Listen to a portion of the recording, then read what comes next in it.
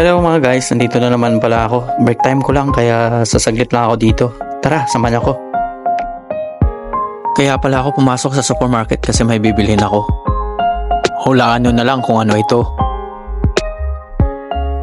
Isa pala to sa mga laging biniblender ko. Hanap tayo ng makinis at maganda. Baka iba na naman isip nyo ha. Eto na, nakita ko na. Dalawa kunin natin. Tapos hanap pa tayo. Ikot tayo dito. Uy, may napansin pala ako. Ito nakabalot. Pero maliliit lang, marami pa. Hindi na, baka hindi maubos. Masisira lang, maliit lang kasi yung ref ko.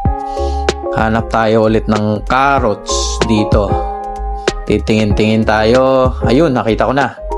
Eto. Medyo mahal. Tingin ako sa ilalim. Ayun, may mura. Yun ang kukunin natin. Yan ito. Oh, ito okay na to. Muntik pang mahulog. Yan, tapos punta naman tayo, hanap tayo nung honey or pulot pukyutan. Dito tayo. Diyan, kailangan bilisan kasi yung time ko tumatakbo. Ito na. Dito, hanap. Ayun, sa baba. Ito, nakita ko na. Okay, ito pwede na.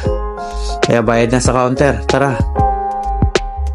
Okay, dito tayo sa counter kung saan tayo pwedeng magbayad. Kasi meron lang kasing piling counter yung pwede kaming magbayad. Ito na yun. Kaya, kunting bilis. 45 minutes lang kasi yung ano ko, break. Tapos, ayun, magbayad muna tayo ng barya. Tapos kakaiba to, susuklian ka ng papel. Pwede na. Okay, bilis. Lakad, samahan nyo ako dito sa tinitirhan ko.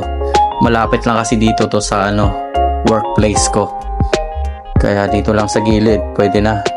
Lakad-lakad lang. Muntik pa mahulog yung camera ko. Ito na, ito yung labas ng mall. Dito, lakad. Nasa kabilang building lang kami.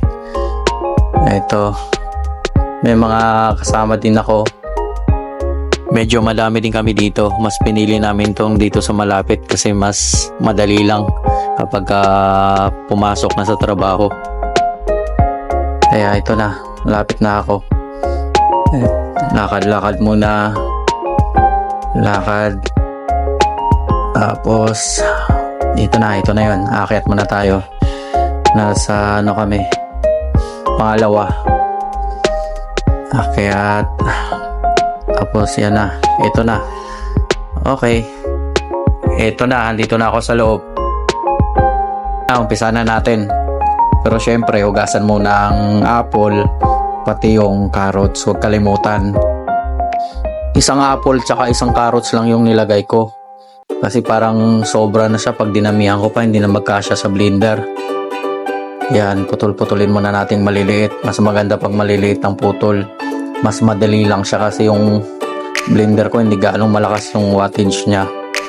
Kaya lagyang tubig. Tansyahin nyo lang ang paglagay ng tubig kasi may halo pa kayong gatas.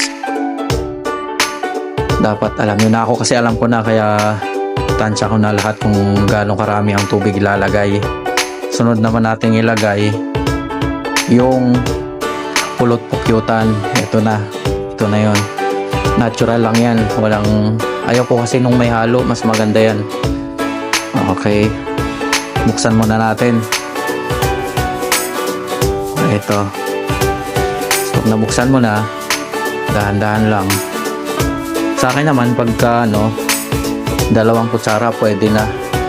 Ayaw ko rin masyadong matamis. Sakto na yung 2. Ang mga gustong gumawa nito, paghalo pala ng honey, nasa inyo po yan. Depende po sa panlasa nyo. Kung halimbawa yung 2 kutsara ay kulang pa, pwede nyo pong dagdagan. Okay, haluin muna natin para mawala yung mga dumikit sa kutsara. Yan, ganyan. Takpan ng honey, baka mapasukan ng langgam. Ngayon naman ay yung gatas. Ito pala yung ginagamit kong gatas, yung fresh milk. Pero depende yan sa inyo kung gagamit kayo ng gatas ng nanay nyo, okay lang din.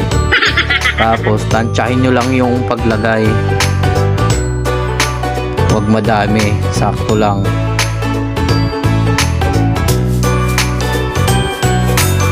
Ngayon ay sisimulan na natin ang pag-blender. Sa pag-blender naman, mabilisan lang. May technique dyan, pindutin nyo lang yung P. Yan, laruin lang natin ang laruin yan. Huwag yung ibang laro sa blender lang. Pindot ka lang ng pindot. Tapos pagka nakita mong medyo okay na siya, durog na yung ilalim niya, tsaka mo papindutin ang number 1. Pagkatapos niyan, pwede mo nang bitawan. Huwag kang mag-alala, hindi tatakbo yan. Ipindutin na natin ang pinakamalakas na speed para matapos na. Muntik nang mawala sa isip ko, naka-break lang pala ako. Pag nakita nyong pinong-pino na yung mga balat na nasa loob, pwede nyo na siyang patayin. Ayun, natapos din yung pag-aantay. Ngayon naman, salain naman natin. Sa mga nag-iisip pala kung bakit lagi itong iniinom ko, isa lang masasabi ko, subukan nyo. Masarap to. Alak nga nabibili nyo. What?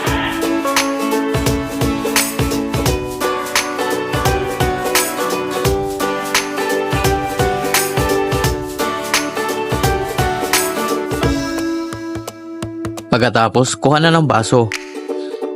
Nauhaw na ako.